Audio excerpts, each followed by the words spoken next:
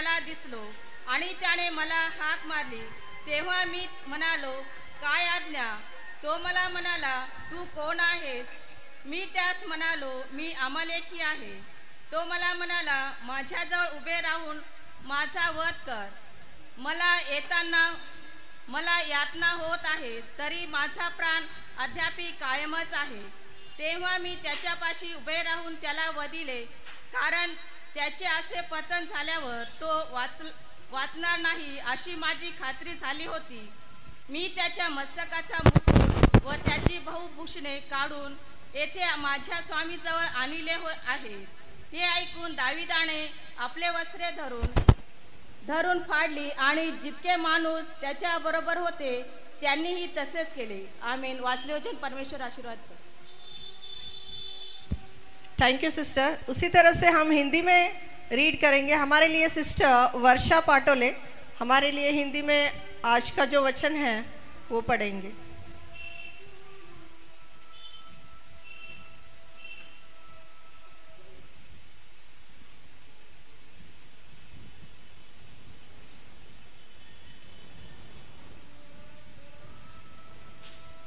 दूसरे समूएल इसका पहला अध्याय और 1 से 11 वचन आप देखेंगे। शाऊल के मरने के बाद जब दाऊद अमालेकियों को मारकर लौटा और दाऊद को सिकलकर में रहता हुआ 2 दिन हो गए, तब तीसरे दिन ऐसा हुआ कि शाऊल की छावनी में से एक पुरुष कपड़े फाड़े सिर पर धूल डाले हुए आया। जब वह दाऊद के पास पहुंचा तब भूमि पर गिरा और उसको दंडवत दी। दाऊद ने उससे पूछा, तू कहाँ से आया है? उसने उससे कहा, मैं इस्राएली छावनी में से बचकर आया हूँ। दाऊद ने उससे पूछा, वहाँ क्या बात हुई? मुझे बता। उसने कहा, यह कि लोग रणभूमि छोड़कर भाग गए और बहुत लोग मारे गए और शाऊल और उसका पुत्र योनातान भी मारे गए हैं। दाऊद ने उस समाचार देने वाले जवान से पूछा, तू कैसे जानता है कि शाऊल और उसका पुत्र योनातान मर गए? समाचार देने वाले जवान ने कहा, संयोग से मैं गिलो पहाड़ पर था तो क्या देखा कि शाऊल अपने भले की टेक लगाए हुए है। फिर मैंने यह भी देखा कि उसका पीछा किए हुए रथ और सवार बड़े वेग से दौड़ आ रहे हैं। उसने पीछे फिरकर मुझे देखा और मुझे पुकारा। मैंने कहा, क्या आज्ञा? उसने मुझसे पूछा, तू कौन है? मैंने उससे कहा, मैं तो अमलेकी हूँ। उसने मुझसे कहा, मेरे पास खड़ा होकर मुझे मार डाल, क्योंकि मेरा सिर तो घूमा जाता है परंतु प्राण नहीं निकलता। तब मैंने यह निश्चय जान लिया कि वह गिर जाने के पश्चात नहीं बच सकता। उसके पास खड़े होकर उसे मार डाला और मैं उसके सिर का मुकुट और उसके हाथ का कंकड़ लेकर यहाँ पर अपने प्रभु के पास आया हूँ।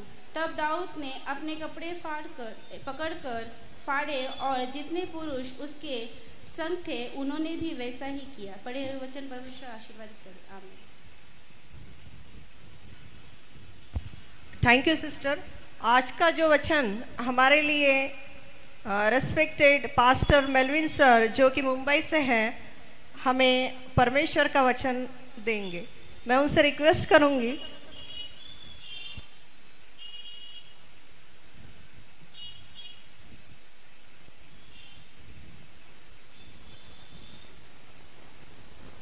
Praise the Lord. आइए अपनी आंखों को बंद करें, सरों को झुकाएं और प्रभु से प्रार्थना करें। स्वर्गीय सामर्थ्य पिता, तेरे नाम को हम धन्यवाद करते प्रभु। अब तक तूने चलाया प्रभु, अब तक अगुवाई की, इसलिए हम आपको धन्यवाद करते प्रभु जी। आगे का सारा परमेश्वर वचन को हम तेरे हाथों में सौंपते प्रभु। मनुष्य केवल रोटी से नहीं लेकिन आपके मुख से निकले हुए वचन से जीवित रहेगा, इसके लिए हम आपको धन्यवाद करते प्रभु। हम परमेश्वर पिता प्रभु जी इस पूर्णा के मेथोडिस्ट चर्च को 54th एनिवर्सरी को खुदा परमेश्वर शुरुआत से लेकर अंत तक आपके हाथों में सौंपते पिता। और हम जानते मेरे परमेश्वर पिता प्रभु तूने अपने बड़े नाम से ज्यादा वचन को महत्व दिया है पिता। हम जानते हैं आदि में वचन था, वचन तेरे साथ था प्रभु और वचन ही परमेश्वर है पिता। हम प्रार्थना करते राजा सुनने वाले हर एक के हृदय से तो बातें कर खुदा, ताकि परमेश्वर सुनकर हम छोड़ ना दे लेकिन उस पर चलने वाले मसीह बने पिता। आगे का सारा समय तेरे हाथों में रखते हुए प्रार्थना विनती यीशु के नाम से पिता से मांगते हैं, सुन और दया से कबूल कीजिए पिता। आमेन आमेन। Praise the lord, praise the Lord, yes, मेरा नाम पास्टर मेलविन फर्नांडिस है और मैं मुंबई से हूँ। और आगे बढ़ने से पहले जितने भी मंच पर परमेश्वर के सेवक लोग बैठे हैं उनका मैं प्रभु यीशु मसीह के नाम से मैं स्वागत करता हूँ। बाइबल कहती है कि परमेश्वर के दास दुगने आदर के योग्य है। तो जितने भी परमेश्वर के दास हैं उनके लिए हम जोरदार ताली देंगे। यस, कितने लोगों को भूख लगा है? Praise the lord, praise the lord, praise the Lord नहीं बोलेंगे? यस ना, आपके पड़ोसी को बोलो थोड़ा इंतजार करो। बोलो सब्र का फल मीठा होता है। यस ना, प्रभु यीशु ने क्या कहा? मनुष्य केवल रोटी से नहीं लेकिन प्रभु के मुख से निकले हुए वचन से क्या रहेगा?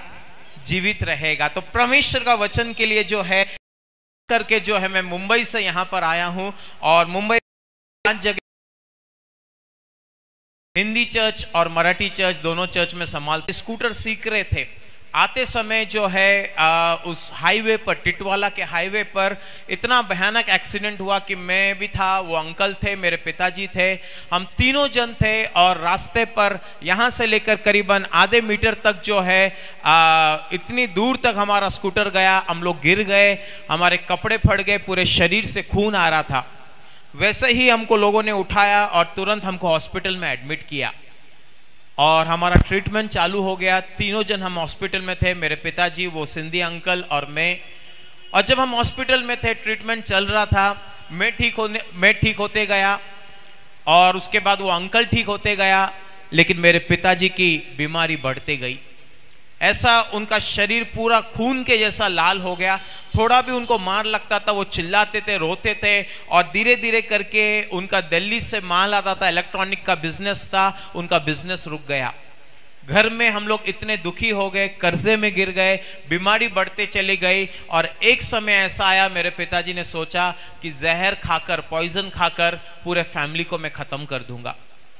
लेकिन मेरे प्रियो, मेरी बुआ जो थी वो प्रार्थना में जाती थी और हमारे पिताजी को हमेशा बोलती थी कि आप भी प्रार्थना में आओ। लेकिन मेरे पिताजी जो है एक बहुत ही कट्टर रोमन कैथोलिक थे और वो कहते थे कि आप आओ हमारे घर पर, रहो, खाओ पियो, लेकिन हमको कुछ मत बताओ। तुम अभी अभी प्रोटेस्टेंट लोग अभी अभी आए हो, कहीं पर भी प्रार्थना चलाते हो और हमारा बड़ा बड़ा रोमन कैथोलिक गोवा में चर्च है, हमारा पोप है, हमारा बिशप है, हमारा ओल्ड गोवा में इतना बड़ा चर्च है, पूरे वर्ल्ड में जो है वेटिकन सिटी में हमारा चर्च है, तुम आकर हमको क्या बताते हो? लेकिन बोलते हैं ना, जब घी सीधी उंगली से नहीं निकलती है तो परमेश्वर को पता है कि कैसे टेढ़ा करना है। और मेरे पिताजी जो है वो धीरे धीरे उनकी बीमारी इतनी बढ़ती चली गई। बॉम्बे हॉस्पिटल में दिखाया और जब उनको दिखाया तो डॉक्टर ने कहा कि जब आपका एक्सीडेंट हो गया, जो सड़क पर जो जर्म्स थे आपके ब्लड के अंदर एंट्री किया है और आपको जो है वो कुष्ठ रोग हो रहा है, लेप्रेसी। उनका हाथ की उंगलियां मेल्ट होने लगी थी, उनके पैर की अंगूठी की उंगलियां मेल्ट होने लगी थी, पूरे शरीर से ताकत चली गई थी, स्कूटर को किक मारने से पहले ही गिरा देते थे। इतनी खराब हमारी परिस्थिति थी। लेकिन हमारी बुआ हमेशा हमारे लिए प्रार्थना करती थी और एक दिन मेरे पिताजी ने सब जगहों पर जाकर ट्राई किया, सब जगह पर माथे टेका, सब जगह पर गया, हार चढ़ाया, कुछ नहीं हुआ। लेकिन एक समय जब प्रार्थना हो रही थी, छोटा सा स्कूल था, क्लासरूम था और उस क्लासरूम में गए और पास्टर ने एक ही बात कहा, बोला कि जब तुम जिंदा परमेश्वर के पास आते हो वो सिर्फ और सिर्फ विश्वास को मांगता है। Praise the Lord. ना बोला जब डॉक्टर के पास जाते हो, डॉक्टर कहता है कि पहला पैसा रखो फिर मैं ऑपरेशन करूंगा, लेकिन जब जिंदा परमेश्वर के पास आते हो, इब्रानी 11:6 में लिखा है, बिना विश्वास के उसको प्रसन्न करना अनहोना है। बोला उसके पास आते हो, उसको कुछ भी नहीं चाहिए, सिर्फ विश्वास चाहिए। मेरे पिताजी वो पास्टर को बोलने लगे कि मैं तो रोमन कैथोलिक हूं, तो मैं तो बहुत सालों से मैं मसीह को जानता हूं। लेकिन पास्टर ने एक पर्सनल सवाल पूछा, क्या तुमने प्रभु यीशु मसीह को व्यक्तिगत उद्धारकर्ता करके जाना है क्या? तारनहारा करके जाना है क्या? एज ए सेवियर करके स्वीकारा है क्या? पापा ने बोला मुझे पता नहीं है। तो बोला आप मेरे पीछे प्रार्थना बोलो। एक समर्पण की प्रार्थना की और जब मेरे पिताजी के लिए प्रार्थना किया और मेरे पिताजी ने यीशु मसीह को ग्रहण किया, मेरे मम्मी ने, मेरे सिस्टर ने, मैंने, हम चारों लोगों ने ग्रहण किया और हम लोग घर पर आए और पास्टर ने कहा मैं आपके लिए प्रार्थना करूंगा और छोटा सा ऑयल का बोतल दिया और बोला जहां पर भी उनको दर्द है वहां पर लगाओ। मेरे प्रियो, आज आप विश्वास नहीं करोगे, 15 दिन के अंदर मेरा पिताजी पूरी तरह से ठीक हो गया ना। जिस स्कूटर को वो चालू करने से पहले गिरा देता था, उसी स्कूटर पर वो चारों जन को चर्च में लेकर गया, मेरी मम्मी को, मेरी सिस्टर को और मुझे। और तब से लेकर 1993 से लेकर आज 2023 तक परमेश्वर ने हमको चलाया है। प्रेज द लॉर्ड ना। आइए परमेश्वर के वचन में जाएंगे, ज्यादा समय नहीं लूंगा, लेकिन आज चर्च का एनिवर्सरी है और हम भी बहुत सारे जो है चर्चेस का एनिवर्सरी मनाते हैं। अभी अभी कमिंग संडे, नेक्स्ट संडे 1 तारीख को हमारे मराठी चर्च जो है मसाया मराठी लूथरन चर्च, उनका भी एनिवर्सरी है। और मेरे प्रियो, आप और मैं आज यहाँ पर बहुत ही खुशी के मौके पर हम यहाँ पर जमा हुए हैं। खास कर जो शब्द हमारे ब्रदर सैमसन ब्रदर ने जो बताया, सैमसन जेम्स ब्रदर ने बताया कि बहुत से लोग नहीं चाहते हैं कि हम कुछ चर्च के लिए एक्स्ट्रा करें। एक शायर कहता है, पैसा रे पैसा कमाऊं कैसा, पैसा रे पैसा तुझे मैं कमाऊं कैसा, और मर जाऊं तो तुझे ले जाऊं कैसा ना। एक शायर कहता है, पैसा रे पैसा तुझे कमाऊं कैसा। कितना डिफिकल्टी के साथ पैसा जमा करना पड़ता है, और कमा कर बहुत जमा करते हैं, और मरने के बाद सोचते हैं मैं उसको ऊपर कैसे लेके जाऊं। प्रेज द लॉर्ड ना। आप और मैं मेरे प्रियो कुछ लेकर नहीं आए हैं और कुछ लेकर जा नहीं सकते हैं। इसीलिए आपको और मुझे जो भी प्रभु ने ताकत, एबिलिटी, स्ट्रेंथ, मनी, फाइनेंस जो भी दिया है, उसके कार्य के लिए इस्तेमाल करना है ना। गोरेगांव में, हमारे मुंबई में गोरेगांव में एक बेगर जो है, भीख मांगने वाला व्यक्ति, उसकी मृत्यु हो गई और वो छोटे से घर में रहता था। और जब पुलिस उसके घर पर पहुंची, छोटा सा घर था, और जब उसके घर को जब खोज निकाला तो पता है 21 लाख रुपीस कैश उसके घर में मिले ना। फिर भी सड़क पर भीख मांगता था ना। परमेश्वर ने आपको और मुझे जो भी दिया है उसकी महिमा के लिए हमको इस्तेमाल करना है। और जो एनिवर्सरी के लिए आज हम लोग यहाँ पर इकट्ठा हुए हैं, एक छोटा सा वचन जो है मैं लेना चाहूंगा। और जिस वचन को हमने पढ़ा है, हम लोग ने 2 सामुएल उसका 1 अध्याय 1 से लेकर 11 वचन तक, इस वचन को लेकर आज के संदेश को मैं समाप्त करूंगा। लेकिन देखेंगे आज का हमारा विषय है, why David become a man after God's own heart. आज का हमारा सब्जेक्ट है, आज का हमारा थीम है, आज का हमारा स्टडी करने वाला जो विषय है कि दाऊद परमेश्वर के हृदय के जैसा क्यों बना ना। बहुत बड़ा सवाल है।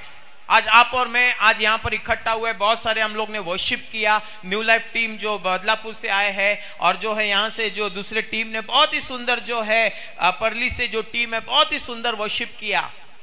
और यही प्रश्न मुझे दिन रात सता रहा था कि दाऊद परमेश्वर के हृदय के जैसा क्यों, कैसे बना। आज दोपहर के समय में आप लोगों से पूछना चाहता हूं, जितना भी लोग यहां पर बैठे हैं, जितने भी सेवक लोग परमेश्वर के वचन को सुन रहे, जितने भी लोग लाइव में परमेश्वर के वचन को देख रहे, क्या आपके मन में कभी इच्छा आया है कि मेरा भी मन परमेश्वर के मन के जैसा बने ना। एक बहुत बड़ा चैलेंज है। जितने भी यूथ लोग यहां पर बैठे हैं, जितने भी यहां पर जो है परमेश्वर के दास और दासियां और सेवक और सीनियर मेंबर्स बैठे हैं, जितने भी रेवरेंड यहां पर बैठे हैं, हम सबके मन में एक तमन्ना, एक इच्छा होनी चाहिए कि परमेश्वर आज भी हमारे विषय में कहे कि ये भाई का दिल, ये बहन का मन मेरे हृदय के जैसा है। प्रेज द लॉर्ड ना। एक वचन को पढ़ेंगे, प्रेरितों के काम उसका 13 अध्याय उसका 22 वचन। मैं चाहता हूं माइक पर हिंदी या मराठी कोई भी लैंग्वेज में पढ़ेंगे। Acts chapter 13 and verse 22। प्रेरितों के काम उसका 13 अध्याय और उसका 22वां वचन। प्रेरितों के काम उसका 13 अध्याय और उसका 22वां वचन। Acts chapter 13 and verse 22। Yes, जल्दी से पढ़ेंगे हम लोग। फिर उसे हटाने के पश्चात उसने दाऊद को उनका राजा बनाया, जिसके विषय में उसने साक्षी दी और कहा मुझे एक मनुष्य ईशे का पुत्र दाऊद मिला है जो मेरे मन के अनुसार है, जो मेरे मन के अनुसार है ना। एक बहुत बड़ा सवाल मेरे मन में उठ रहा था।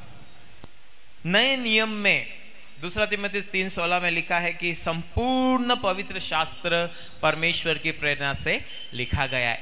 पवित्र आत्मा ने फिर से नए नियम में एक्ट्स ऑफ अपोस्टल में चैप्टर 13 वर्स 22 में न्यू टेस्टामेंट में होली स्पिरिट वापस कहता है कि मुझे एक मनुष्य मिला है जिसका दिल मेरे हृदय के जैसा है ना। आप और मैं जानते हैं मेरे प्रियो, दाऊद ने बहुत सारे पाप किए, दाऊद ने बहुत सारे गुनाह किए। दाऊद ने जो है परमेश्वर की इजराइल की सेना की गिनती की। दाऊद ने जाके बत्शेबा के साथ उसने पाप किया। दाऊद के बारे में हम देखते बहुत सारी कमी घटी थी, बहुत सारी उसकी पत्नियां थी। लेकिन नए नियम में परमेश्वर का आत्मा फिर से कहता है कि मुझे एक मनुष्य मिला है जिसका दिल मेरे दिल से मिलता है ना। आज आपके और मेरे लिए चैलेंज है ये।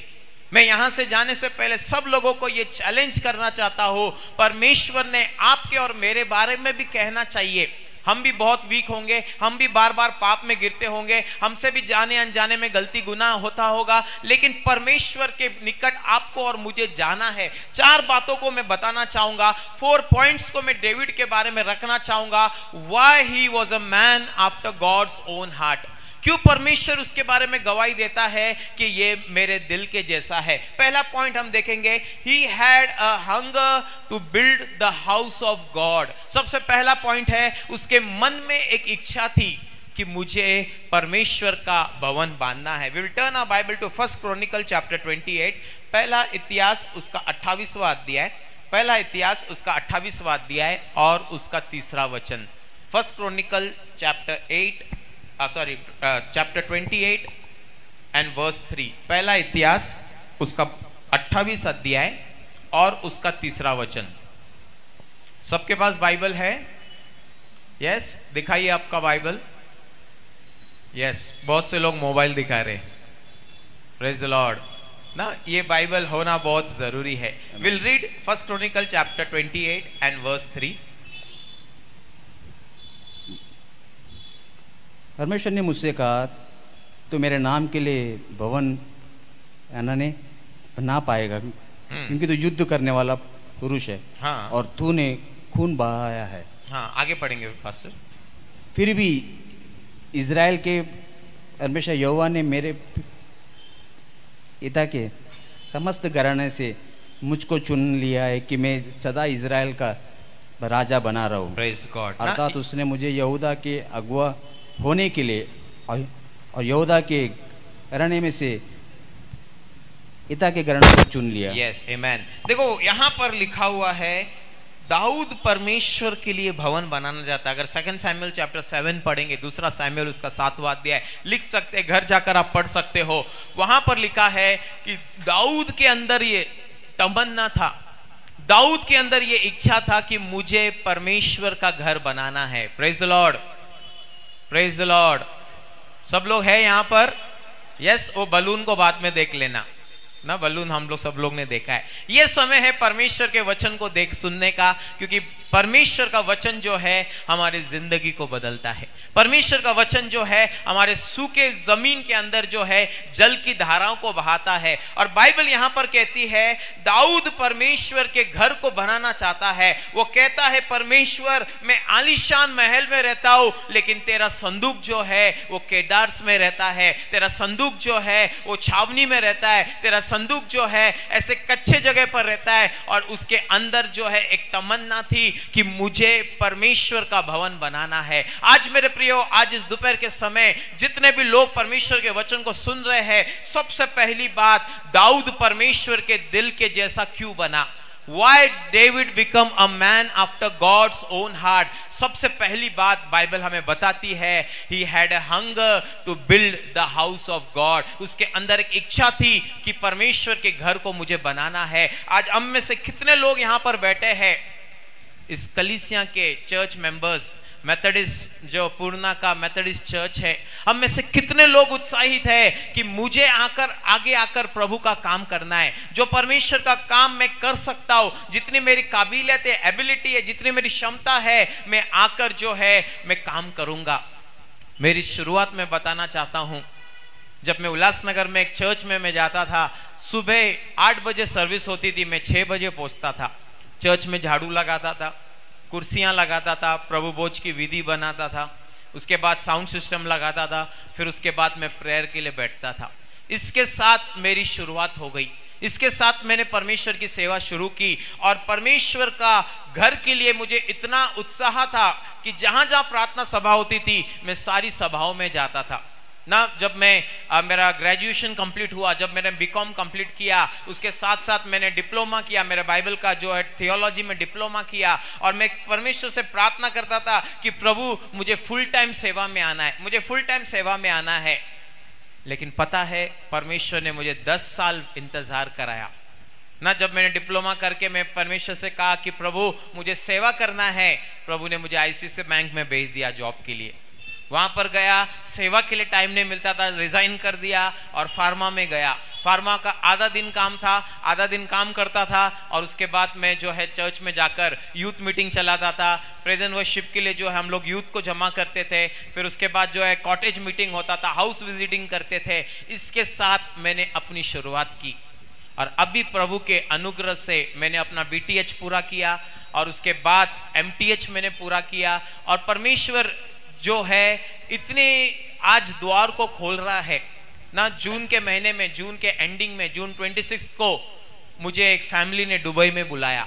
बोला पास्टर आपके थ्रू हम ब्लेस हुए हैं, आप आइए, हम आपका वीजा टिकट सब कुछ भेजते हैं, आप आकर, हम लोग ने दुबई में घर लिया है, आप आकर उस घर को ब्लेस कीजिए। एक हफ्ता में दुबई में रहा और वहां पर 3 कलीसिया में मैं गया और 3 कलीसिया में जाकर परमेश्वर के जो है वचन को बांटा और पूरे दुबई को और शारजा और अलग अलग जगहों पर जाकर परमेश्वर की सेवा करने का मौका मिला। आज मेरे प्रियो जितने भी यूथ परमेश्वर के वचन को सुन रहे हैं, अगर आप छोटा सा छोटा काम परमेश्वर के भवन में कर रहे हैं, आप परमेश्वर के भवन में आकर झाड़ू लगा रहे हैं, आप कुर्सियों को उठा रहे हैं, आप जो है कठिन परिश्रम कर रहे हैं, अगर आपको कोई नहीं देख रहा है कोई बात नहीं, स्वर्ग का परमेश्वर आपको देख रहा है। Praise the Lord, the heavenly father is watching you. परमेश्वर आपको देख रहा है। कोलोसियों 3:23 में लिखा है, जो कुछ भी आप कर रहे हो ऐसा सोच के करो कि मैं मनुष्य के लिए नहीं लेकिन मैं परमेश्वर के लिए करता हूं।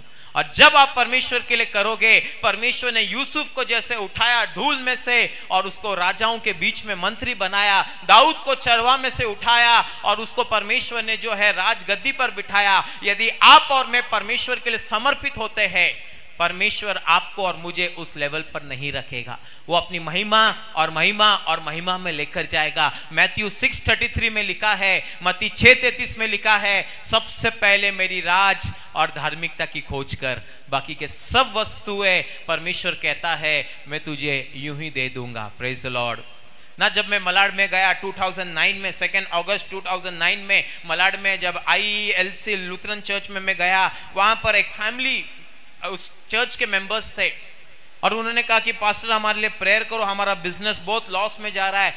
40 कारीगर हैं हमारे और सारे कारीगर छोड़कर गए। उनका गाउन का लेडीज ड्रेस का जो कुर्ती होता है उनका बिजनेस था। और जब मैं उस वहां पर गया, मलाड में मैं गया और उनके कारखाने में मैं गया और जब मैं प्रार्थना कर रहा था, the spirit of the Lord spoke to me कि दे आर अंडर बॉन्डेज, उनको ब्लैक मैजिक किसी ने किया है। और जैसे मैंने प्रार्थना किया और उनको कहा कि आप कारखाने के सारे मशीन निकाल दो, आप उसको व्हाइट वॉश करो, फिर से मैं आकर प्रार्थना करूंगा।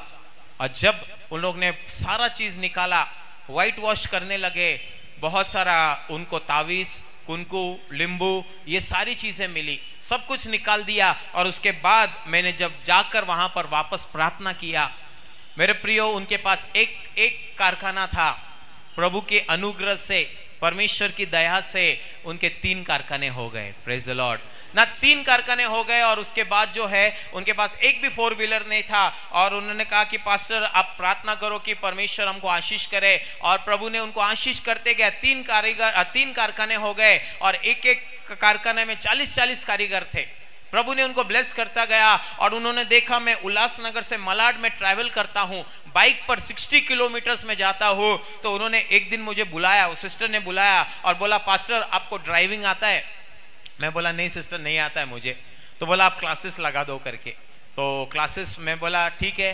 2 संडे गए, तीसरे संडे वापस से पूछा क्लासेस लगाया क्या? मैं बोला नहीं लगाया। तो बोला आपको मैंने बोला क्लासेस लगाओ ड्राइविंग का, तो मैंने क्लासेस लगा दिया। मुझे ऐसा लगा कि उनके पास 2-3 गाड़ियां हैं, उसमें से जब मैं बॉम्बे जाता हूं बोलेंगे एक गाड़ी लेकर जाओ सेवा के लिए, कोई पास्टर आते हैं उनको लेकर आओ करके। लेकिन जब मैं ड्राइविंग क्लासेस लगाया, एक दिन उनके बेटे ने फोन किया और बोला पास्टर आप मलाड में आ जाओ। मैं मलाड में गया, सीधा मुझे मारुति के शोरूम में जो कांदिवली वेस्ट में है शिवम ऑटो करके, वहां पर लेकर गए और बोला हमने आपके लिए ब्रांड न्यू वैगनर बुक किया है। और प्रभु के अनुग्रह से जो है 2015 में उन्होंने जो है ब्रांड न्यू वैगनर के साथ हमें ब्लेस किया। आज अभी करीबन जो है 8 साल पूरे हो गए, वो गाड़ी अभी भी है और उसके द्वारा हम प्रभु की सेवा करते हैं। Praise the Lord. जब आप और मैं परमेश्वर को आगे रखते हैं, जब हम कहते हैं परमेश्वर मैं पीछे हूं, आप मेरे जीवन में आगे हो, मैं तुम्हें, परमेश्वर कहता है मैं तुझे धूल से उठाकर जो है ऊपर के पद पर बिठाऊंगा। दूसरे पॉइंट को देखेंगे, बहुत ही अच्छा वचन है, दूसरा सैमुएल उसका 5वां अध्याय। सब लोग अपने पवित्र शास्त्रों में देखेंगे, नहीं है तो आपके पड़ोसी के बाइबल में देखो ना। बहुत बार हम सब अपना पर्सनल रखते हैं, टूथब्रश, कपड़ा, जूता, सैंडल्स, सब कुछ रखते हैं, लेकिन बाइबल नहीं रखते हैं। Praise the Lord. जब मैं बाइबल कॉलेज में था, परमेश्वर के एक दास ने मुझे कहा, बोला मेलविन तुम ये बाइबल को उठाओ, बोला मेलविन तुम ये बाइबल को उठाओ, एक दिन बाइबल तुमको उठाएगा। प्रेज द लॉर्ड ना। जब आप ये पवित्र ग्रंथ को उठाओगे, जब आप पवित्र शास्त्र को उठाओगे, ये बाइबल, ये वचन जो है आपको उठाएगा। 2 सैमुएल, दूसरा सैमुएल उसका 5वां अध्याय और उसका 12 वचन देखेंगे। दूसरा सैमुएल 5वां अध्याय उसका 12 वचन। और दाऊद को निश्चय हो गया कि यहोवा ने मुझे इज़राइल का राजा करके स्थिर किया, हाँ। और अपनी इज़राइली प्रजा के निमित्त मेरा राज्य बढ़ाया है। आमेन। दाऊद को निश्चय हो गया कि परमेश्वर ने मुझे क्या किया है, इज़राइल का राजा करके नियुक्त किया है ना। जब दाऊद को यह बात पता चला, सिस्टर नेक्स्ट वर्स पढ़ो, उसका अगला वचन। जब दाऊद हेब्रोन से आया तब उसके बाद उसने यरूशलेम की ओर रखेलियां रख ली और पत्नियां बना ली और उसके और बेटे बेटियां उत्पन्न हुई। हाँ देखो, वचन यहाँ पर कहता है दाऊद को पता चल गया। देखो कई गलतियां हम दाऊद के जीवन में देखते हैं। We see many mistakes in the life of David ना। जब आप और मैं दाऊद के जीवन को अपने जीवन के साथ तुलना करते हैं, हम दाऊद से कम नहीं है, अगर आप विश्वास करो या ना करो। लेकिन बाइबल बताती है, पहली बात उसको परमेश्वर का भवन बनाना था। दूसरी बात, परमेश्वर का वचन कहता है he was not a grabber. देखो जस्सी का पुत्र ना, जस्सी के बेटे को जब सैमुएल अभिषेक करने के लिए आया, सारे बेटे को बुलाया, सारे बेटे आ गए, जो सेना में थे सब आ गए, और हाथ रखता है, परमेश्वर बोलता है ये नहीं, ये नहीं, मैंने इसको रिजेक्ट किया, ये नहीं, और इस प्रकार से जो है सबको रिजेक्ट करता है। फिर जैसी से पूछता है तुम्हारा और कोई बेटा है क्या? बोलता है एक छोटा बेटा है जो कोई काम का नहीं है, जंगल में वो भेड़ बकरियों को चराता है। तब परमेश्वर कहता है यही वो व्यक्ति है। और दाऊद को जो बुलाया जाता है जंगल से, जो खेत में से उसको बुलाया जाता है, जब उसको हाथ रखता है, परमेश्वर बोलता है यही व्यक्ति है और इसी को जो है मैं इज़राइल का राजा बनाऊंगा। प्रेज द लॉर्ड ना। दाऊद बहुत ही छोटा था, दाऊद ज्यादा पढ़ा लिखा नहीं था, घर में सबसे छोटा था, तुच्छ था, और कोई सेना में भर्ती नहीं था, सॉल की सेना में नहीं था, और वो जंगल में भेड़ बकरियों को चरा रहा था। और अब उसको क्या किया गया पता है? उसको अभिषेक किया गया है। अगर आप घर जाकर पढ़ना, दाऊद को कितने साल, मिनिमम 13 इयर्स, 13 इयर्स दाऊद को राजा बनने के लिए ना। दाऊद को परमेश्वर ने इतना अभिषेक किया कि उसने गोलियत को गिरा डाला।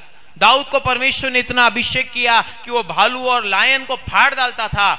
लेकिन दाऊद जो है वो परमेश्वर का समय का इंतजार किया ना। सेकंड पॉइंट है, David was not a grabber. Dawood छीनने वाला व्यक्ति नहीं था।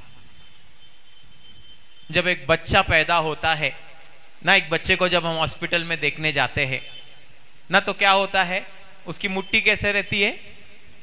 बंद रहती है ना। कोई बच्चा ऐसा पैदा होता है हाथ खोलकर? नहीं ना, सारे बच्चों की मुट्ठियां बंद रहती है। और जीवन भर इंसान जो है वो सारी चीजों को छीनने की कोशिश करता है ना, post, position, authority, power, money, ये सारी चीज को इंसान जीवन भर छीनने की कोशिश करता है। लेकिन दाऊद के अंदर एक स्वभाव था, उसने कहा जब परमेश्वर मुझे लेकर आएगा उस दर्जे पर तभी ही मैं इजराइल का राजा बनूंगा। उसने कोई भी जल्दबाजी नहीं किया। ना जितने जवान यहां पर बैठे हैं, जितने यूथ्स यहां पर बैठे हैं, आप बहुत सारी बातों को लेकर जो है सोचते होंगे, अगर मेरा इस व्यक्ति के साथ शादी नहीं हुआ तो दूसरा व्यक्ति उससे शादी कर लेगा ना। यिर्मयाह 29:11 कहता है, I know the plans I have for you. वो कहता है कि मैं तुम्हारे लिए योजना बना रहा हूं। परमेश्वर आपके और मेरे लिए योजना बना रहा है। जितने जवान परमेश्वर के वचन को सुन रहे हैं, सबके लिए परमेश्वर ने योजना बनाई है। चाहे आप और मैं उसमें फेल हो जाए, दाऊद के समान बहुत सारी गलतियां कर बैठे, दाऊद के समान जो है हम लोग इजराइल की सेना की गिनती करें, दाऊद के समान जो है हम अलग अलग पापों में गिरे, लेकिन फिर भी हमारे विश्वास योग्य न रहने पर भी परमेश्वर विश्वास योग्य है। प्रेज द लॉर्ड ना। हम अगर विश्वास योग्य नहीं है, फिर भी परमेश्वर हमारे प्रति विश्वास योग्य है। और दाऊद एक छीनने वाला व्यक्ति नहीं था। सुलेमान को राजा बनना था, उसने पूरा अधिकार के साथ आगे गया। सौल को जब राजा बनना था, वो आगे गया। याकूब, जेकब जब पैदा हुआ, उसने क्या किया? शुरुआत से लेके अंत तक छीनने की कोशिश किया ना। अपने भाई एसाव का उसने जन्म हक छीन लिया ना। उसके बाद जो है अपने जो मामा के पास गया, जो उसका दामाद था, जो उसका फादर इन लॉ था, उससे छीनने की कोशिश किया। 2 पत्नियां कर ली। जीवन भर याकूब छीनता रहा। इंसान का स्वभाव पता है, छीनना है। परमेश्वर का स्वभाव देना है। प्रेज द लॉर्ड ना। परमेश्वर देता है, इंसान जो है छीनता है, और शैतान जो है वो चोरी करता है। प्रेज द लॉर्ड ना। जॉन में लिखा है 8वें अध्याय में, चोर चोरी करने, घात करने, हत्या करने और नाश करने आता है, लेकिन यीशु कहता है मैं इसीलिए आया हूं कि तुम्हें बहुतायत का जीवन दूं। यीशु मसीह जब क्रॉस के ऊपर था, यीशु मसीह जब कैलवरी क्रूस पर था, उसके हाथ कैसे थे? ऐसे थे कि ऐसे थे ना। उसने दोनों बाहों को फैलाया। और जॉन 3:16 कहता है, क्योंकि खुदा ने दुनिया से ऐसी मोहब्बत की कि उसने अपना एक लौता बेटा बख्श दिया, कि जो कोई उस पर ईमान लाए वो हलाक ना हो, लेकिन हमेशा की जिंदगी पाए। और यीशु मसीह ने कैलवरी क्रूस पर अपने दोनों हाथों को खोलकर उसने कहा, देख मेरे बेटी, देख मेरे बेटे, मैं तुझसे इतना प्यार करता हूं। दाऊद के अंदर हम एक स्वभाव को देख सकते हैं, वो छीनने वाला व्यक्ति नहीं था। सौल हाथ धो के उसके पीछे पड़ा था, मुझे दाऊद को मारना है क्योंकि ये मेरे बाद राजा बनेगा। लेकिन दाऊद ने क्या किया ना, आगे हम देखेंगे। तीसरी बात को हम देखेंगे। पहली बात, दाऊद के अंदर भूख थी कि मुझे परमेश्वर का भवन बनाना है। दूसरी बात, दाऊद के अंदर जो है छीनने वाली आदत नहीं थी। He was not a grabber, वो छीनने वाला व्यक्ति नहीं था। तीसरी बात हम देखेंगे, पढ़ेंगे भजन संहिता उसका 5वां अध्याय, साम्स चैप्टर 5, भजन संहिता उसका 5वां अध्याय और उसका 7वां वचन। भजन संहिता 5वां अध्याय और उसका 7वां वचन। परंतु मैं तो तेरी अपार करुणा के कारण तेरे भवन में आऊंगा, और मैं तेरा भय मानकर तेरे पवित्र मंदिर की ओर दंडवत करूंगा। आमेन। Praise the lord, praise the lord. कितने लोगों को भूख लगाया? हाथ ऊपर करो। यस, बहुत ही कम लोगों को भूख लगा है। तो पास्टर हम लोग 3 बजे तक कंटिन्यू करेंगे। ओके। तीसरी बात है ना, मुझे रेवरेंड डामले सर से जो यहाँ के पूर्णा के डीएस है, उन्होंने ग्रीन सिग्नल दे दिया, बोला पास्टर कंटिन्यू करो। Praise the lord.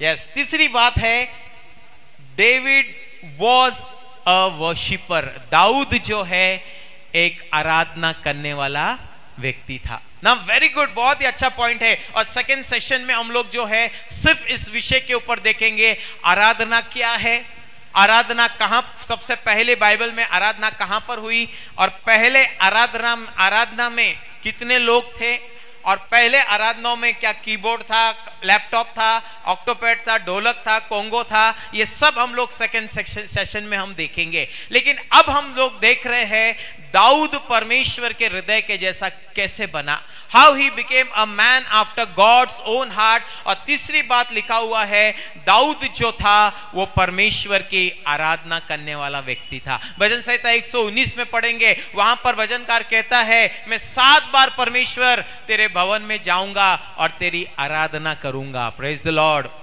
Praise the lord, praise the Lord. ना आपके आवाज से लग रहा है आपको भूख लगा है। Praise the Lord, yes.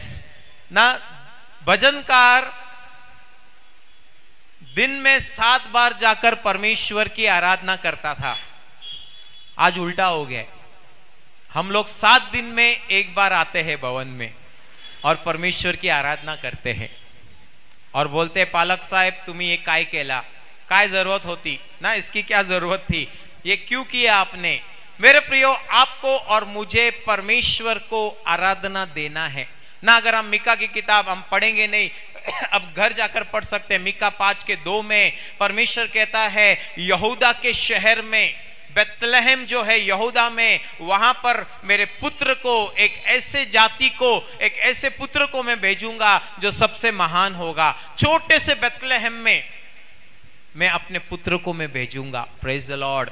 ना जब मैं इस वचन पर मनन कर रहा था, मैंने सोचा कि खुदावन ने यूएस में जन्म क्यों नहीं लिया, ऑस्ट्रेलिया में क्यों जन्म नहीं लिया, यूरोप में जन्म क्यों नहीं लिया, लंदन में क्यों जन्म नहीं लिया, क्यों उसने इजराइल का यरूशलेम के छोटे से बेतलहम के जो नाजरेत शहर को चुना और बेतलहम में जो है यहूदा शहर को क्यों चुना। अगर यहूदा जो शब्द है उसके अगर आप इब्रू मीनिंग आप देखोगे, यहूदा का मतलब है प्रेज। और बाइबल कहती है, भजनकार कहता है, he dwells among the praises of his people। वो अपनी आराधना के बीच में विराजमान करता है ना। बहुत बार लोग जो है आराधना के बारे में हम लोग नेक्स्ट सेशन में हम देखेंगे। लेकिन तीसरी बात है, दाऊद परमेश्वर के हृदय के जैसा कैसे बना, क्यों बना। बाइबल बताती है, he was a man of worship। परमेश्वर ने यहूदा को क्यों चुना, क्योंकि उसने इतनी आराधना की थी यहूदा में। जंगलों में आराधना करता था, पहाड़ों में आराधना करता था। वो कहता था भजन संहिता में, दिन से दिन बात करता है, रात से रात बात करती है। जंगलों में बैठकर भजन संहिता 23 लिखा और कहा, यहोवा मेरा चरवा है, कोई घटी मुझे नहीं होगी। इतना उसने आराधना की वेदी बनाई, इतनी उसने आराधना की वेदी बनाई कि यीशु ने कहा कि मैं सिर्फ और सिर्फ यरूशलेम में, यहूदा में ही जन्म लूंगा। और यीशु मसीह का जन्म कहां पर हुआ, हम कहेंगे कि गोटा में हुआ, हम कहेंगे चरनी में हुआ, लेकिन जहां पर परमेश्वर की आराधना होती है वहां पर यीशु मसीह का जन्म हुआ। और तीसरी बात है, दाऊद एक आराधना करने वाला व्यक्ति था। चौथी बात, आखिरी बात को हम देखेंगे, बहुत ही जरूरी है, बहुत ही इंपॉर्टेंट है। अगर ये बात आपके और मेरे जीवन में ना हो, हम कितने भी बड़े व्यक्ति हो, हम चाहे कितने भी बड़े जो है अज्ञानवान लोग हो, हम कितने भी जो है हाई क्लास के हमारे पास पीएचडी की डिग्री हो, अगर ये डिग्री हमारे पास नहीं है, we will never enter the kingdom of God. और ये आखिरी बात है, last but not the least, जो आज हमने बाइबल रीडिंग में पढ़ा है, और वो है 2 सैमुएल 1 अध्याय और उस 2 सैमुएल उसका पहला अध्याय 1 से 11 तक हम लोग ने पढ़ा है। लेकिन मैं चाहूंगा हम लोग सिर्फ उसका 11 वचन पढ़ेंगे। 2 Samuel chapter 1 and verse 11। 2 Samuel उसका पहला अध्याय और उसका 11 वचन। तब दाऊद ने अपने कपड़े फाड़कर और जितने पुरुष उसके संग थे वे सब ने भी वैसा ही किया। हाँ, दाऊद ने क्यों अपने कपड़े फाड़े ना। एक सिंपल सा सवाल है, मैं कांग्रीगेशन से पूछना चाहूंगा। दाऊद को गर्मी हो रहा था ना, दाऊद को क्या नए कपड़े लाया था इसके लिए उसने कपड़े फाड़े।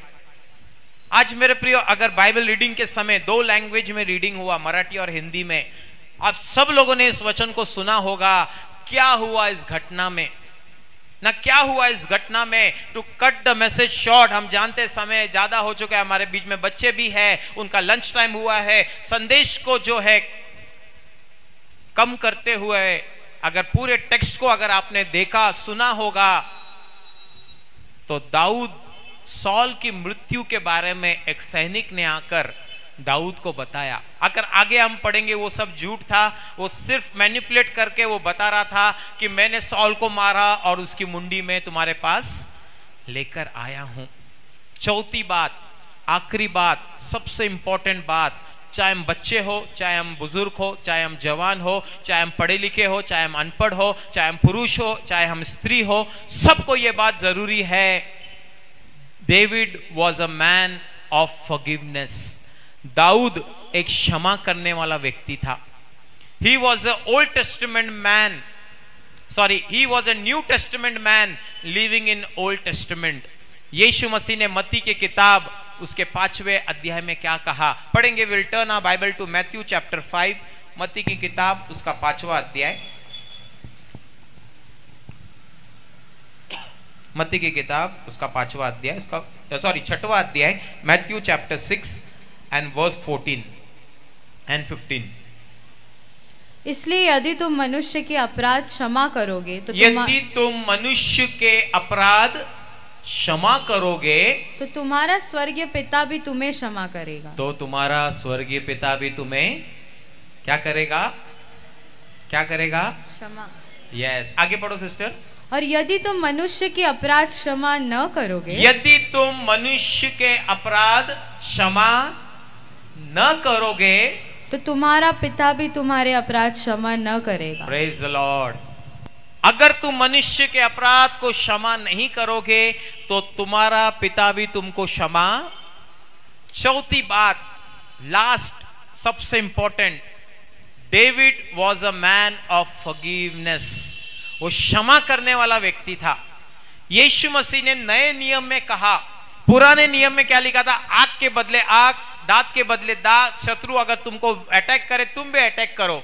लेकिन दाऊद एक ऐसा व्यक्ति था जो पुराने नियम में रहकर भी नए नियम के आज्ञा को फॉलो कर रहा था। और नए नियम की आज्ञा क्या थी? यीशु मसीह ने पहाड़ी उपदेश में कहा, यदि तुम क्षमा नहीं करोगे तो तुम्हारा स्वर्गीय पिता भी तुम्हारे अपराधों को क्षमा नहीं करेगा। आप लोग मुझे बताओ, आप लोग मुझे बताओ, यदि मेरे पाप क्षमा नहीं हुए हैं, मैं अगर मर गया, मैं स्वर्ग जाऊंगा या नरक जाऊंगा? यस ना? आपको अच्छी तरह से पता है ना, जिस व्यक्ति के गुनाह अपराध क्षमा नहीं किए गए वो कभी भी परमेश्वर के राज में जा नहीं सकता है ना। यीशु ने कहा क्षमा दो और क्षमा लो। अगर तुम क्षमा नहीं करोगे ना, मत्ती में बहुत अच्छा पैरेबल है, यीशु ने बताया, एक कर्जदार था और वो राजा के पास गया और राजा ने कहा मेरा कर्ज दे दो। उसने कहा राजा प्लीज मेरे हाथ पैर जोड़ता हूं, मुझे क्षमा करो, मेरे परिवार को क्षमा करो। और राजा ने उस पर दया की और बोला जा तेरा कर्ज क्षमा हो गया। और जब वो मार्ग पर अपने घर पर जा रहा था, when he was on the way, उसको अपना कर्जदार मिला और उसको कॉलर को पकड़ के हिलाने लगा और कहने लगा मेरा कर्ज दे दे। सिपाही लोगों ने देख लिया और बोला राजा आपने इतना बड़ा उसका कर्जा माफ किया, ये अपने कर्जदार का छोटा सा कर्जा माफ नहीं कर सकता? बाइबल बताती है जिस व्यक्ति के कर्ज माफ हो गया था, वापस से राजा ने कहा अगर उसने माफ नहीं किया उसको पकड़ कर लाओ और उसके अंधेरे कुंड में डाल दो जहां पर रोना और दांत पीसना होगा। जिसके अपराध क्षमा हो गए थे, लेकिन जब उसने क्षमा नहीं किया उसके अपराध वापस उसके अकाउंट में डाल दिया गया। हाँ मेरे प्रियो, बहुत से लोग यहाँ पर बैठे होंगे, बहुत से लोगों ने हमको लूटा होगा प्रॉपर्टी के मामले में, बहुत से लोगों ने बिना वजह का हमारा नाम खराब किया होगा। हम अच्छे इंटेंशन के साथ, अच्छे उद्देश्य के साथ हम लोग ने आगे बढ़े होंगे, लेकिन फिर भी हमारा बहुत कुछ विरोध किया होगा ना। एक बहन पास्टर के पास आई और बोलने लगी पास्टर मैं अपने भाई को कभी भी क्षमा नहीं करूंगी, मरते दम तक मैं क्षमा नहीं करूंगी। तो पास्टर ने बोला क्यों? बोला मेरे भाई ने जितने भी मेरी प्रॉपर्टी थी सब प्रॉपर्टी ले ली। तो पास्टर ने उस बहन से सवाल पूछा, बोला और क्या किया आपके साथ? बोला नहीं, जितने भी मेरी प्रॉपर्टी थी वही छीन ली। तो बोला सिस्टर क्या आपको आपके भाई ने क्रूस पर चढ़ाया? क्या आपके हाथ और पैर में खीले मारे, आपके मुंह पर थूका, आपके सर पर कांटों का ताज रखा, आपके दाढ़ी के बाल नोचे गए, आपको बोला अगर तू खुदा का बेटा है तो सलीब से नीचे उतरा? इतना करने के बाद हमारे प्रभु यीशु मसीह को, इतना करने के बाद उसको लहूलुहान किया, उसकी एक भी गलती नहीं थी। उसको 5 अदालतों में लेकर गए, पिलातुस के पास, कैफा के पास, सबके पास एक के पीछे एक लेकर गए। पिलातुस ने हाथ धो दिया और बोला इसमें मैं कोई पाप नहीं पाता हूं, कोई गलती नहीं पाता हूं। उसने बीमारों को ठीक किया, अंधों की आंखें खोली, लंगड़ों को चलाया, भूखों को खाना खिलाया, उसने मरे हुओं को जिंदा किया। और उसी यीशु मसीह को तड़पा तड़पा कर क्रूस पर मार रहे हैं ना, उसके पसली में भाला घुसा रहे, उसको जो है वो जो है दाखरस उसको पीने को दे रहे हैं। ये सारी चीजें हमारे प्रभु यीशु मसीह के साथ हो रही है और वो क्रूस पर अपना आखिरी लहू और पानी बहा रहा है। और पहला शब्द उसके मुख से निकला, हे पिता इन्हें क्षमा कर, ये नहीं जानते हैं ये क्या कर रहे हैं। देखो सौल जो था ना, दाऊद के पीछे हाथ धोकर पड़ा था ना, कभी गुफाओं में भागता था दाऊद, कभी पहाड़ों में भागता था, उसका सोन एनिमी था वो। और सौल किसी भी हालत में दाऊद को खत्म करना चाहता था। यदि आप और मैं यहां पर बैठे हैं और जिस व्यक्ति ने पूरे जीवन भर आपको और मुझे तंग किया है, आपको और मुझे लूटा है, आपको और मुझे बदनाम किया है, हमारे ऊपर कोर्ट केस डाला है, हमारे ऊपर झूठे इल्जाम डाला है, हमारे प्रॉपर्टी को छीन लिया है, यदि आज आपको यहां पर बैठे पता चल गया वो व्यक्ति मर गया, तो आप आनंदित होगे या विलाप करोगे? यस, क्या करेंगे हम लोग? चांगला झाला बोलेंगे, मतलब खूब मेरे को सताया था, अच्छा हो गया वो मरकर चला गया। दाऊद को पता चला यहां पर किसकी मौत हो गई? सौल की मौत हो गई। और दाऊद क्या करता है? अपने वस्त्रों को फाड़ देता है, राख में बैठ जाता है। और यहां इतना ही नहीं, अगर आप आगे पढ़ेंगे, और बहुत ही अच्छा वचन है, लेकिन मैं चाहता हूं आप सिर्फ लिख लीजिए, इस बोधसेत के बारे में है 2 सैमुएल चैप्टर 4 एंड वर्स 8, दूसरा सैमुएल उसका 4 अध्याय उसका 8वां वचन। वहां पर भी दाऊद को पता चला उसका शत्रु को मार दिया गया, तो दाऊद ने क्या किया? अपने वस्त्र फाड़े, और जिस व्यक्ति ने उसके शत्रु को मारा था, दाऊद ने उस सैनिक को भी मार डाला। लास्ट वचन पढ़कर हम समाप्त करेंगे। बहुत बहुत ही अच्छा वचन है, रोमियो की किताब 12 अध्याय और उसका 19 वचन। 2 वचन है, रोमियो की किताब उसका 12 अध्याय और उसका 19 वचन। Romans chapter 12 and verse 19। हे प्रियो, अपना बदला न लेना। हाँ, अपने पड़ोसी को बोलो, हे प्रियो अपना बदला न लेना। कुछ लोग नहीं बोल रहे, शायद दुश्मन आपके बाजू में बैठे ना, प्रभु के भवन में बैठे, कोई दुश्मन नहीं, हम सब मसीह में भाई बहन है। बोलो आपके पड़ोसी को बोलो, हे प्रियो बदला ना लेना। हाँ, पढ़ो सिस्टर, आगे क्या लिखा है? परंतु परमेश्वर को क्रोध का अवसर दो। हाँ, बोलो परमेश्वर को क्रोध का अवसर दो। सब लोग बोले, मालूम है टाइम हो रहा है, 5 मिनट में समाप्त करूंगा। सब लोग बोले, बोलो परमेश्वर को क्रोध का अवसर दो।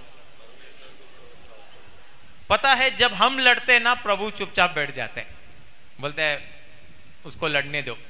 जब हम कहते प्रभु मैं नहीं लड़ूंगा आप लड़ो, तो कौन अच्छा लड़ेगा? आप और मैं अच्छा लड़ेंगे या प्रभु अच्छा लड़ेगा?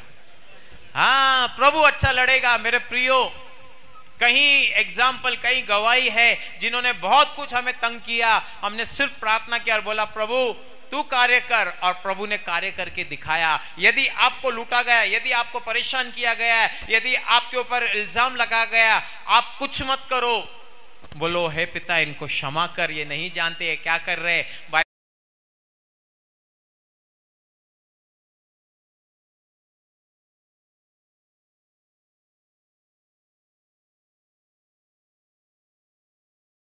आपको ये नॉलेज नहीं देगा जो प्रभु यीशु मसीह ने कहा। अगर आप बीपी से फ्री होना चाहते हैं, आप टेंशन से फ्री होना चाहते हैं, स्ट्रेस से फ्री होना चाहते हैं, शुगर से फ्री होना चाहते हैं, आपके शत्रु को लेके जलो मत, आपके शत्रु को देखकर रोज मत करो, दांत मत पीसो, और ऐसा मत करो कि कब ये चला जाए। बस कहो प्रभु बदला लेना तेरा काम है। यदि आपका शत्रु भूखा है, यदि आपका शत्रु प्यासा है, प्रभु यीशु ने कहा, परमेश्वर का वचन कहता है, उसको खाना खिला, उसको पानी पिला। ऐसे करने से तू उसके सर पर आग का अंगारा रखता है। यही काम हमारे प्रभु यीशु मसीह ने किया। स्तिफनुस के ऊपर जब पथराव कर रहे थे, उसने कहा, हे पिता, इनके पाप इनके ऊपर मत रखना, इनको क्षमा करना।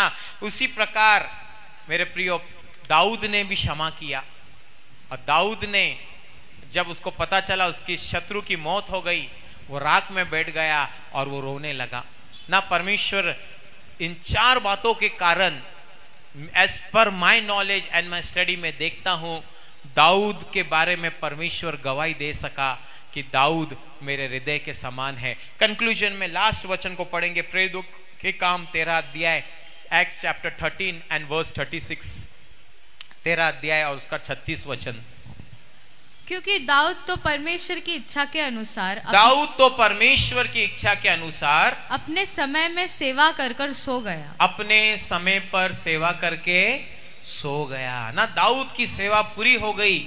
आज पूरा स्वर्ग ना, उत्पत्ति से लेकर रेवल्यूशन तक सारा स्वर्ग आपको और मुझे देख रहा है कि आप और मैं प्रभु की कैसी सेवा कर रहे हैं ना। दाऊद अपनी पीढ़ी में सेवा करके सो गया। ये पीढ़ी आपकी और मेरी है। बाइबल कहती है मनुष्य का आयु 70 तो होता है, बल के कारण 80। आपको और मुझे पता है हमारी कितनी आयु चली गई, कितनी बाकी है। प्रभु का आगमन निकट है, दुनिया का अंत निकट है, कभी भी कुछ भी हो सकता है। इसीलिए आज हम निर्णय करेंगे, इसीलिए आज हम डिसीजन लेंगे कि प्रभु मेरा बाकी बचा हुआ जीवन मैं तेरे कार्य के लिए इस्तेमाल करूंगा। Praise the Lord. आइए 2 मिनट के लिए हम अपने पैरों पे खड़े हो जाएंगे, अपनी आंखों को बंद करेंगे and we will dedicate our life कि कैसे परमेश्वर दाऊद के बारे में कह सका कि दाऊद मेरे हृदय के जैसा है।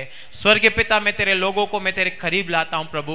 प्यारे परमेश्वर, आज तेरे लोगों ने तेरे वचन को सुना है मेरे पिता। तूने दाऊद के बारे में प्रभु नए नियम में गवाही दी कि दाऊद मेरे हृदय के जैसा है मेरे परमेश्वर। दाऊद छीनने वाला व्यक्ति नहीं था, दाऊद आराधना करने वाला व्यक्ति था प्रभु। दाऊद क्षमा करने वाला व्यक्ति था मेरे पिता। दाऊद मेरे परमेश्वर पिता प्रभु आप तेरे भवन के लिए भूखा था मेरे पिता। ये आज 4 बातें मेरे पिता इस पूर्णा के परमेश्वर मेथोडिस्ट चर्च में मेरे पिता, सुनने वाले हर एक भाई बहन बच्चे बूढ़े जवान के अंदर मेरे पिता ये तेरा वचन कार्य करे मेरे पिता। हर एक व्यक्ति तेरे भवन के लिए खड़ा रहे मेरे पिता और तेरे भवन को तेरे राज को आगे बढ़ाए मेरे पिता। जो आपने मत्ती में कहा, जाकर मेरे सुसमाचार को सुनाओ, उन्हें पिता पुत्र पवित्र आत्मा के नाम से बपतिस्मा दो पिता। और जितने भी सेवक तैयार हो रहे पिता, जितने भी यूथ तैयार हो रहे पिता, सारे मिलकर तेरे राज को आगे बढ़ाए मेरे पिता। हम जानते हैं मसीह में किया गया परिश्रम हमारा व्यर्थ नहीं है मेरे पिता। आज सबके जीवनों में 30, 60 और 100 गुना तो फल ला मेरे पिता। आगे का सारा समय तेरे हाथों में सौंपते पिता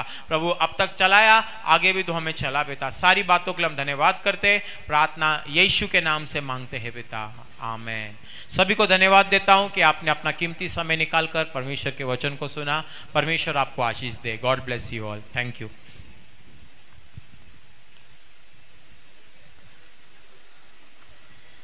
पास्टर जी के एक बार जो तालियां बजाएंगे, बहुत ही सुंदर से वचनों के द्वारा उन्हें हमसे बात की। और इस वक्त हम अपने इस सेशन के आखिरी